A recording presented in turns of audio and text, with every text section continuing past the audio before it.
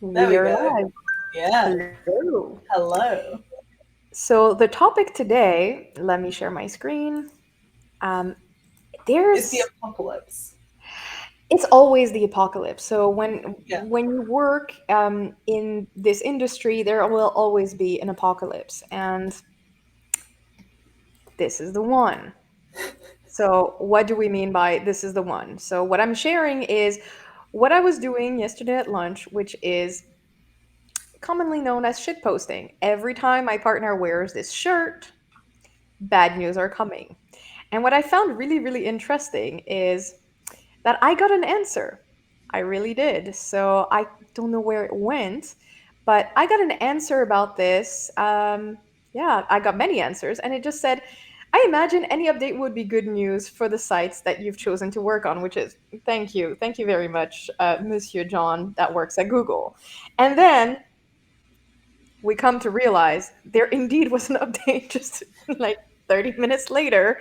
It was announced that there is a helpful content update, that is the name. It's coming out next week. And everyone is a bit afraid of it because every time there's an update, people are afraid of it. And you had a really, really good screenshot to introduce this. So if you had to talk about this, how would you describe it? So I guess we're kind of focusing this specific stream on like younger, newer people to the industry. And so what I'm going to say first is there are algorithm updates every day, and every time you talk about algorithm updates with someone from Google, that person from Google will say, there are algorithm updates every day. And every time there's an algo update, people will freak out about it and be very afraid of it. Um, there's sometimes you'll get like takes like, oh, everyone lost with this algo update, or No, no, everyone won. you have the winners and the losers because there's always somebody who has time to actually investigate all this and come out with graphs, and you're like, I don't have time to do this. I don't understand. Just I'm we're working on one of those winners and losers studies for this update. So I'm one of the people who has time to do that because I think it's gonna be interesting with this update because so with a lot of the updates it's a little bit more nebulous what the goal is. This is very specific, but it's also using ML to look at specific things. And I think that's where the interesting bit is. So, see, I disagree with you in that sense because I know that you work, in like the machine learning field is your jam. My jam is just figuring out like other bits of SEO. And I yeah. was talking to a UX friend of mine. I'm like, this is coming. And she's like, so are they still using those animal names for updates? Because that is a thing that Google used to do. And I told my friend, no, it's called the helpful content update. And she was like, no, they should call it the seagull update. And I was like, why? She's like, because we're all tired of getting shat on. When you go online, it gets super annoying to find crappy content. And Oh, yeah. Your yeah, friend and is right. so she wanted me to say that unofficially we shall call it the seagull update. I'm down with that. I think the seagull update works. And Like, before we get into the ML thing, like what I'm showing on yeah, the screen is something that you shared, and I was showing this to her, going, "Okay, so this is what's going on," and she's like, "Hmm." And then there's this one about like, does your content promise an answer to a like promise to answer a question that actually has no answer, such as suggesting there's a release date for a product, movie, TV show when nothing's confirmed.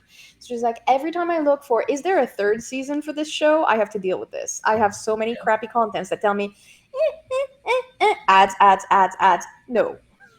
Or if you think about I was looking for Danny DeVito's height um, at one point, and there are all these sites that are like Danny DeVito, living dead, height, birthday, name, wife, net worth, like, and that's the like title of the Yep. page, and it's like, oh, so this is just content to get this click, and those sites are just infested with So ads. This one is actually like, are you producing lots of content on different topics in Yeah. hopes that some of it might perform well in search results? Let's not Hmm. do that. Yeah, it's interesting because it really seems targeted at the kind of the ways that SEOs have been sculpting content for like the last 20 years, right? Yes. Like, it's uh, so to kind of step back again, if you're a newer person, this is all kind of new to you. So Google puts out algo updates all the time. This specific one they announced with this series of questions, which are questions that you are supposed to ask yourself because this is the kind of content that they're trying to target to, like, I don't want to say penalize because penalize has an implication in the SEO world, but you can probably say penalize. I would say just get crappy content out of Google search results. The end. Yeah. That's their end goal. And this is where I'm like jumping back onto the ML wagon. Yeah. Like the first question my friend asked me was, how will Google know? I think that's going to be the interesting thing because one thing about using machine learning is that whether it isn't intelligent, right? Um, and so a lot of what it does is looking at patterns and statistics. So even if you think you have a really sophisticated machine learning algorithm, it is just looking at what statistically is most likely. And so if you're scanning content looking for bad content, you need to have signals that are statistically likely to be bad content signals, right? And if you are training on a data set, I'm going to assume that they used like human reviewers and were like, okay, what of Yeah. these is good and what of these is trash? And then fed those results into an ML algorithm, right? Yes. But uh, I think the thing about like the ML of it all is that when you use these kinds of statistics and pattern matching, there are always going to be results that are unexpected, and there are going to be things that it thinks are signals of bad content that don't actually seem logical for a human person, right? And this is why we say like there's going to be some winners, some losers. We're not supposed to be worried about this, but everybody is. So if you're a copywriter, I think this set of questions is very enlightening. It's not a set of rules that you should follow. It's really the questions that you know the machine is going to look for. So for example, Danny DeVito's height, well, we know that most likely it should be like Wikipedia or some trusted source that will just give you a quick answer. Yeah. But it's if you work for a gossip magazine, well, yes, you are going to be talking about some trendy stuff because you know people are interested in this. There's no getting around it. However, you also know your audience and you know why you're doing this, and you may have to refine the way you're doing it. That doesn't mean you're forbidden from doing it. You have to do what makes sense for your business. Yeah, my two like kind of wilder predictions, I really think that short content is going to do well because I think this is like a response to SEO content. Like they say in this list, like, are you writing to a particular word count? And I think honestly, it historically has been true that SEO content you want it to be to capture more Well, there's language, or at I least don't that's oh, so the way I would explain it is we didn't know how to rank and we were just harnessing what is called the long tail. So the long yeah, tail is there's 40 different ways of saying something, and there's the deeper you go down the rabbit hole, the more questions you have that are tied to your initial query. So you just modify the query to go deeper and deeper and figure out stuff. And since we didn't know how to do this, what we would do is like a massive piece of content that is just ginormous, 5,000 words, 3,000 words about a topic. And this is how we ended up with recipe blogs, for example. Like, once upon a time, apples became the norm, and you're like, ugh, just give me the apple pie recipe. And we see on the web, I don't think it's so wild what you're saying. Google Shorts, TikTok, Instagram Reels, like, Featured we're over it. snippets. Yeah, yeah. So People want instant gratification, and I know because I'm a person and I want instant gratification. I like that. I am qualified for this because I am human. I'm a human being. I I promise. So if we're talking about this from like a machine learning standpoint, you had one big prediction. What is the next one? So my other big prediction for this is um uh my old boss used to talk about different signals as there's like query deserves freshness if it's like a newsworthy signal. So the results will be more likely to be fresh. And he used to say like query deserves freshness, query deserves authority. Like if they're not willing to put less authoritative sites in the top 10, if they rank authority more for that query. And I think we're going to see query deserves diversity. I think we're going, I think the thing you should look out for is if your content matches the other ranking content.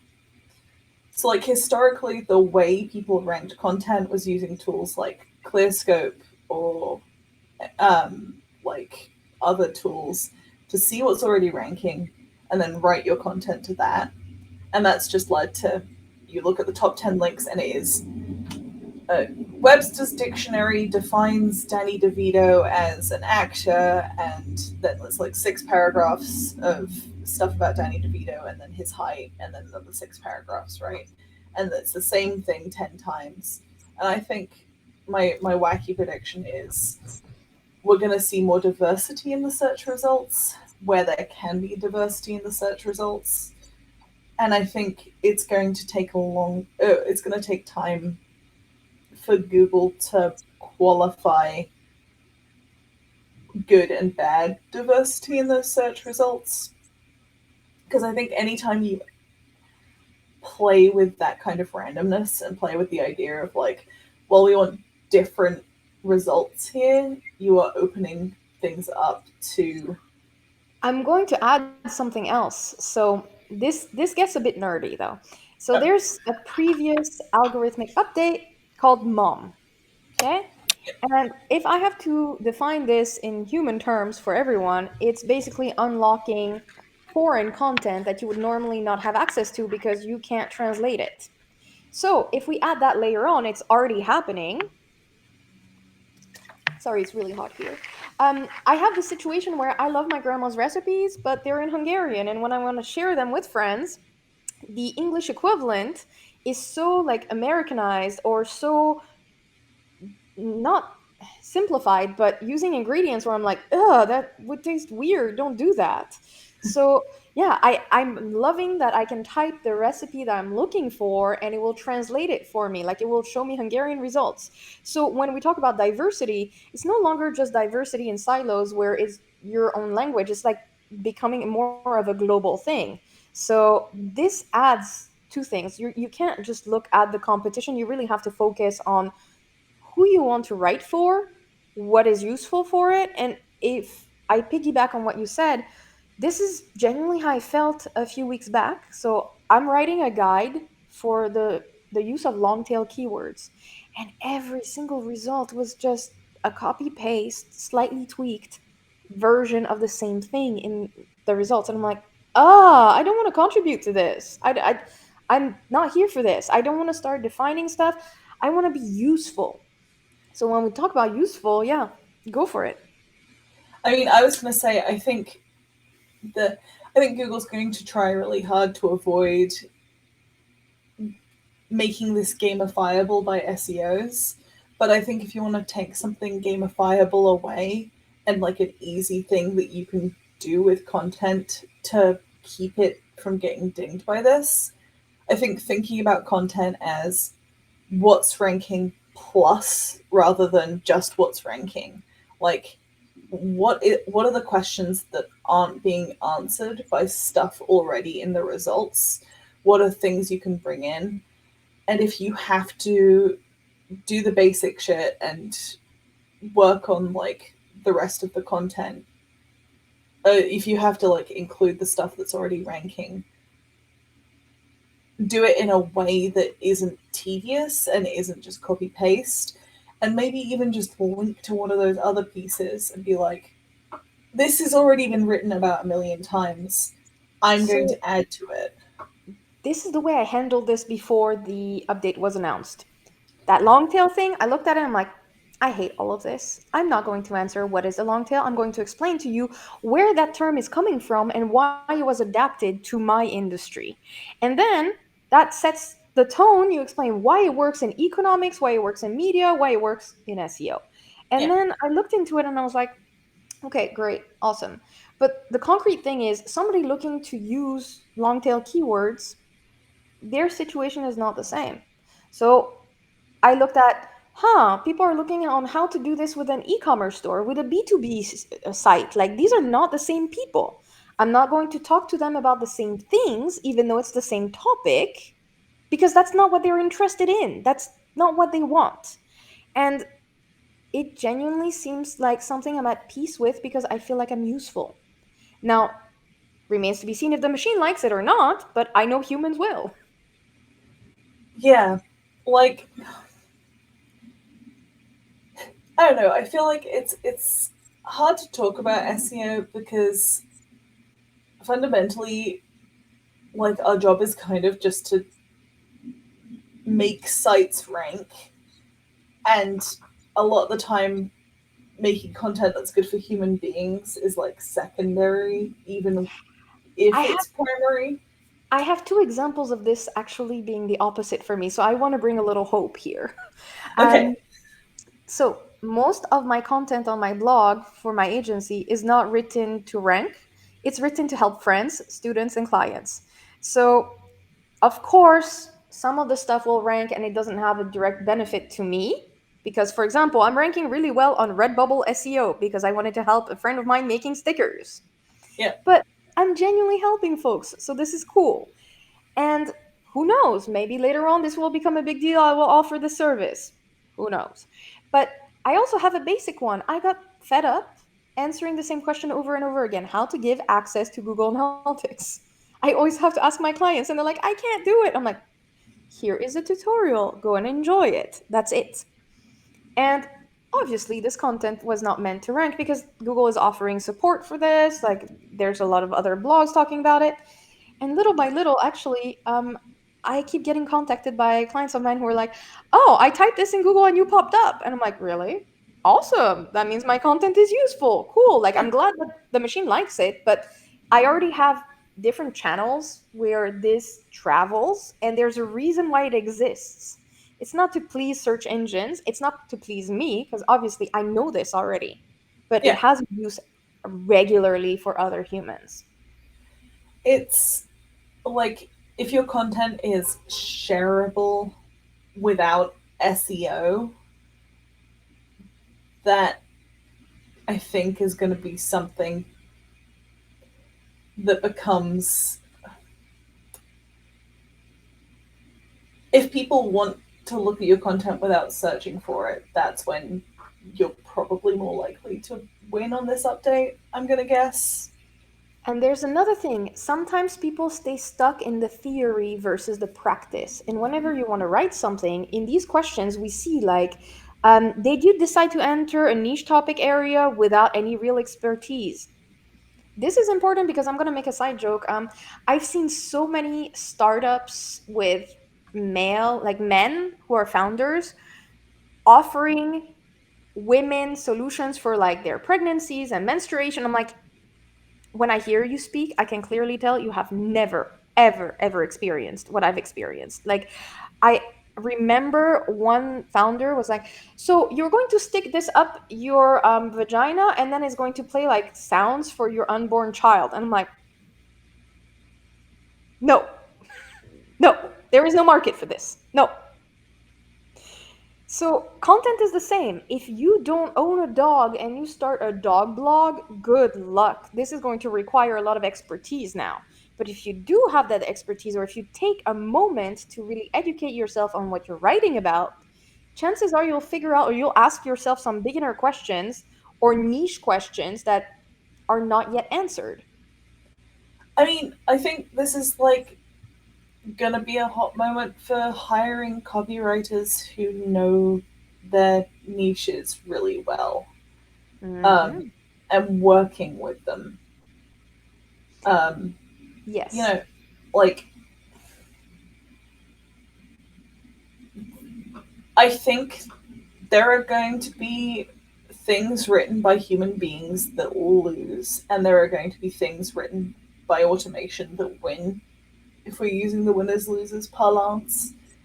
But that I think it comes from just some of the automated stuff is better content, and some of the stuff that's written by like as low quality SEO content is shit, and no one wants to actually read it. Like, I think the other thing is, if no one wants to read it, no one wants to write it, and no one wants to edit it, and you feel like it exists just to kind of get eyes on something, maybe you should get rid of that before next week. See, what I like about this is this applies to YouTube, this applies to Instagram, this applies to TikTok. Like there's a lot of gamification going on. And if you're a copywriter, I don't think we should go, oh, AI is going to steal your job because, you're going to have like machine written content. The end game is the machine picks up on certain patterns that us as humans don't necessarily see. So it gives you like a bird's eye view on what's going on and what's confusing, what's not. But you as a human being have and you bring an added value. So maybe you will have hybrid content ranking, for example. But I don't think machine content without any human supervision will have an easy time to rank as it is today in non-specific niches. So if it's super specific and the answer doesn't exist yet and we have a machine attempting to answer it, yeah. But if it's already established, mm, because I've seen machines spew some stuff that reflect the ambivalence in humans. So, for example, WordPress, in one sentence, the machine will say it's amazing, and then in the next, it will tell you you need to kill your website because it's WordPress. So, Yeah, I think that's the like really. I mean, there are niches like you said where machine content and not even ML content, like literally just automated content, does really well. Like I think finance. Example I always bring up is in like financial fields and stock prices.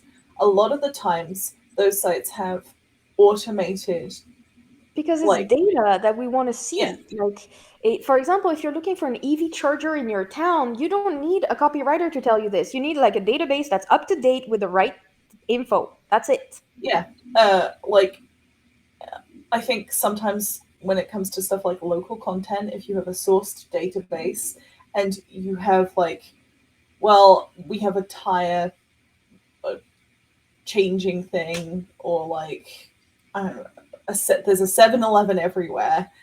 The information people need about that 7-Eleven is going to change in a way that's pretty consistent, right? Like, Mhm. it's going to be like, well, we're in this location rather than this location.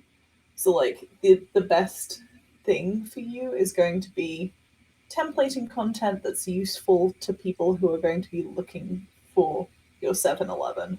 Yep.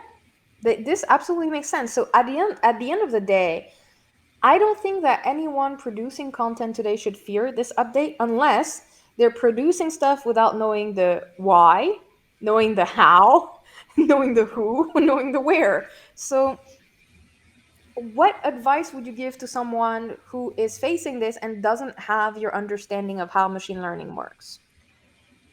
So I think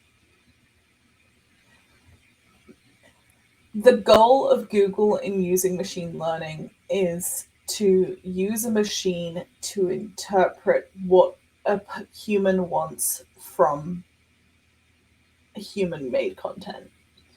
Mhm. So the algorithm is just the middleman in their eyes, right?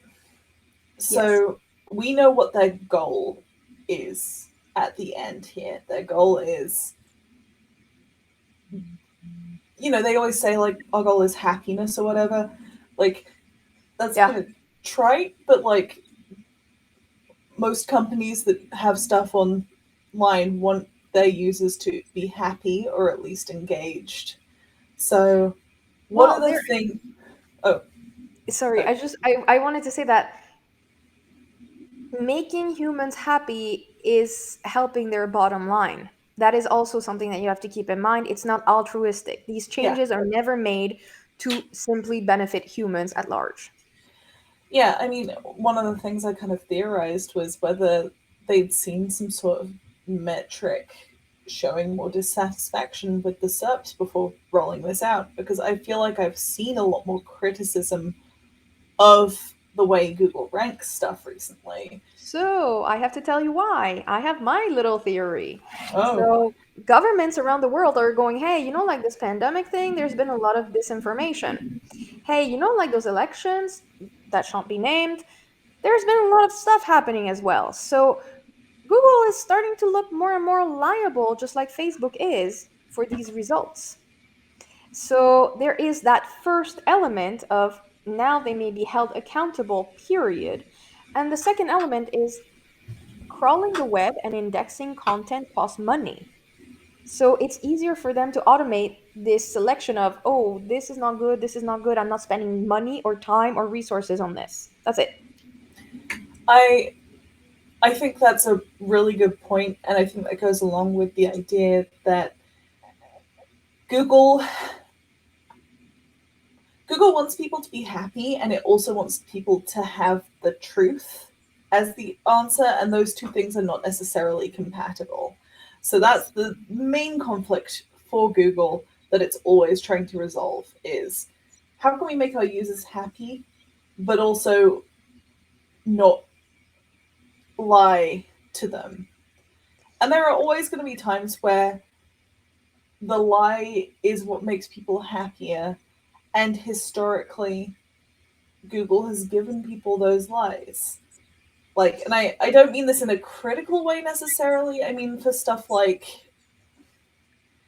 I don't know, like How to lose weight, celebrity gossip, predictions of risk. non-science backed medicine stuff. Like, there are a lot of people online who are like, here are my Brain Force Plus supplements, and they'll make your brain real good without actually having any studies or scientific backing to back any of that information up. But like, if someone's looking for that, Google's going to give it to them rather than give them all the stuff that's like, actually, you should rethink your life choices. You make really bad decisions. Maybe the world would be better if Google was like, you know, take a walk around the block and then read some studies about like the effects of iron on whatever. But like, that's not the world we live in. We live in the world where Google needs to make profit, and part of that is making the users happy, and part of that is occasionally giving them a little white lie. So for me, when it comes to this, like I know that there's this dichotomy, but if I were to give once again advice to folks who are producing content, don't go that route because it's not future proof, it's not sustainable. You will end up having issues because the more the screws are tightened around Google and other big, let's just say, content ranking companies, because it's not just Google.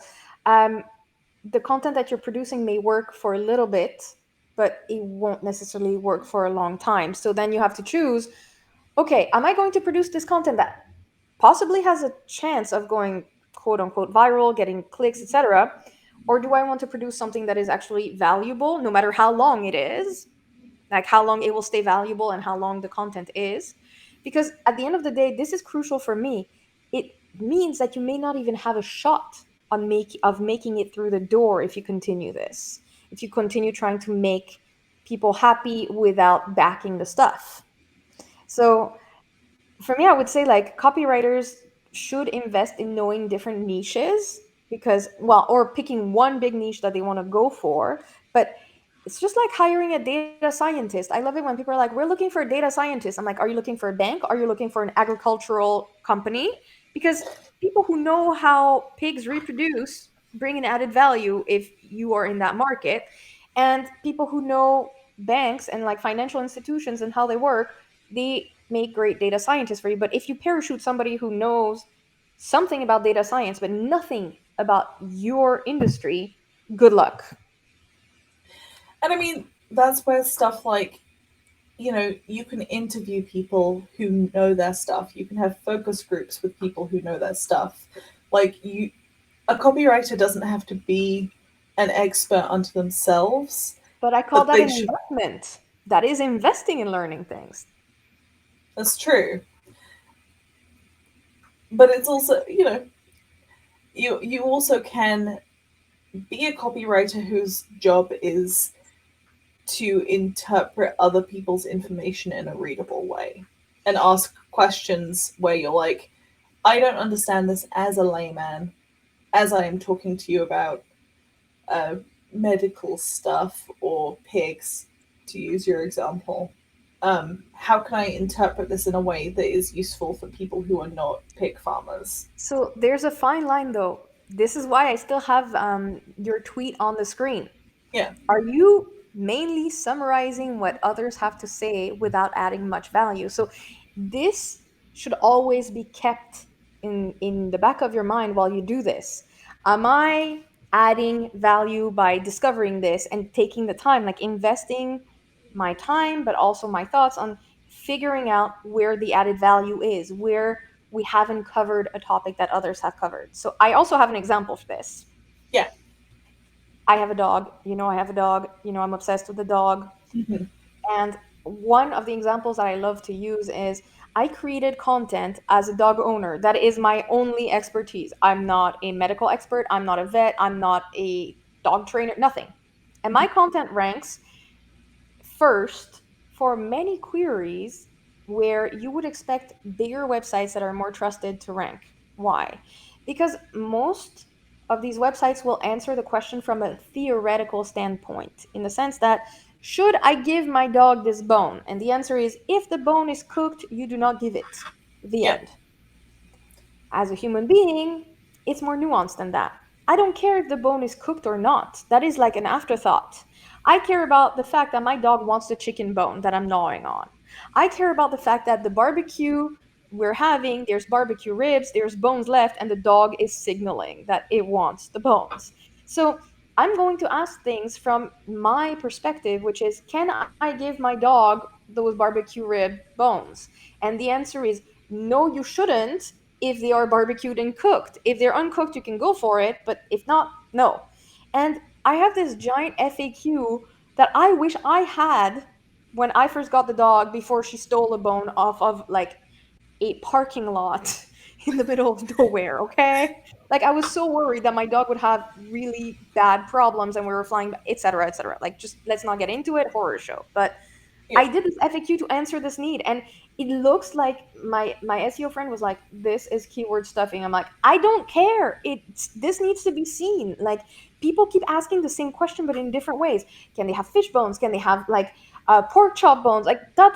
I just answered all of it, like going, "You have no excuse. Okay, I'm sorry if it's not clear because the documentation online is not. Let me take the time and do this." And it works because nobody else has thought about it this way. The end. I mean, it's like,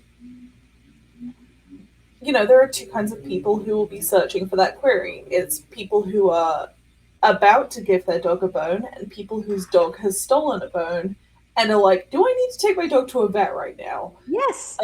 Like, I have two cats. I actually, there was a like minor thing like a year ago. A couple of the sites that were ranking for like, can I give my cat this, were saying things that you cannot give your cat. And they had obviously just kind of, though I'm not sure what the original source was, but because they were all doing the SEO copywriting thing of I'll Google the query and just copy what already ranks, this misinformation about stuff you cannot feed your cat was just everywhere in the SERPs. It was on what seemed like a really reputable website. And the only reason I caught it was because it was stuff that I know you can't give cats, you know? Um, There's and- another wonderful one, like where I would ask like what vegetables should you not give your dog, and they would always come up with fruits because nobody else had the proper answer. It was just copy paste game. yeah, Or in Quebec and France, what I find really disturbing for me is you will look for information that is like semi legal related, like I want to cancel my rental agreement, and you have these results that are like according to this text of law, and you're like, this is a French thing. I'm in French Canada. We don't have the same laws. Like, where are you coming from? Why are you here? Yeah. yeah, Ugh. So, I think to wrap it up, what we've explained like the what, we've explained where we think it's going, we've explained some theories that we have or hypotheses that we're waiting to see, like, hey, how does this play out? But ultimately what it comes down to is if you are an SEO copywriter, you understand that this has changed. And if somebody comes to you asking you to just copy paste the stuff that is in the first, second, third result on that page, it's not the right way to go about this. You really, really need to focus on why you're writing this and figure out how to bring added value for real, not to machines, but to the humans that you are trying to reach. yeah. And I think the way different tools engage with content is going to have to maybe change after we see how this update rolls out. I think This we'll brings me to the see. last. I have a last question then. Uh-huh. Do you think it takes SEO tools to write good content that could rank on Google? Absolutely not. I think they are useful as SEO tools, right? So they're useful, you know, you don't need to eat food with a fork. You can use chopsticks, you can use your hands, but it, sometimes it's useful to have a fork. Like, I think I, I have an investment. I'm biased. I have an investment in automation. I have an investment in tools. I like working with, I like seeing the way machines see content and trying to replicate that.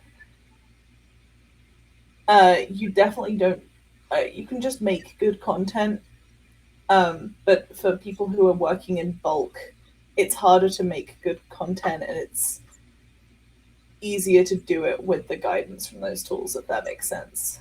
It does. And I think that at the end of the day, what we should really focus on is it doesn't matter how you prepare this content. We all have different recipes, but there should not be this push to automate everything. Oh, what happened to my screen share? Is it back? Yeah, it's back. Yes. So this is one of my favorite tweets that I will always keep. It's completely unrelated. It's always meant to make me laugh. That looks amazing. Number one ranking guaranteed, if you ask me. So that's the end game. Like you should ask a human, hey, is this useful? It doesn't matter if you make it with a machine. It doesn't matter if you make it like by taking a stroll in your city and writing down your ideas and then just plopping them online. But the end game is we're refocusing on human beings, and we're trying to navigate a world that is full of algorithms that are meant to give us more more rigor in how we think about things. But that rigor, maybe we lose something along the way, so we're trying to gain it back now. And yeah, I'm going to have to run because I think that my partner has broken about 40 plates based on the sound that I just heard. Oh, yeah, I was like, is someone recycling back there? No, I genuinely think it's a situation of distress, so I shall let you go. Yeah, this was fun. Don't Thank you panic. very It much. isn't the end of the world to everyone out Bye. there. Bye.